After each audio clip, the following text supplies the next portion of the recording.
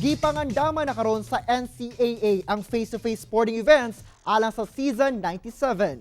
Aniya ang report. Giandam na karon ang training facilities alang sa pagbalik sa pagpractice sa mga student-athlete sa National Collegiate Athletic Association kon NCAA. Aron masigurong luwas bato COVID-19 ng mga atleta ug coaching staff, gi-inspeksyon sa Commission on Higher Education kon CHED ang mga pasilidad nga apil sa NCAA Season 97.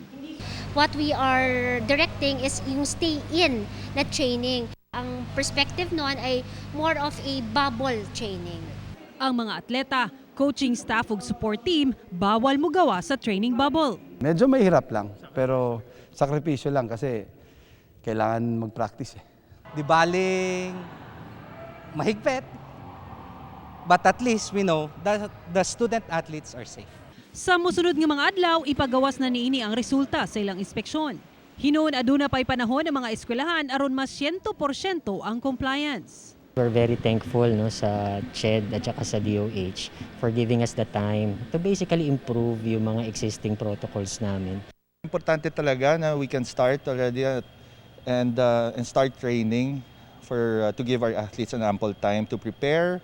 Pero kung kanus ang magbangga ang mga atleta sa season 97, kini daw ang angay atangan. Kaya nga pinupus namin ngayon itong resumption to practice para lang makapag-practice na sila.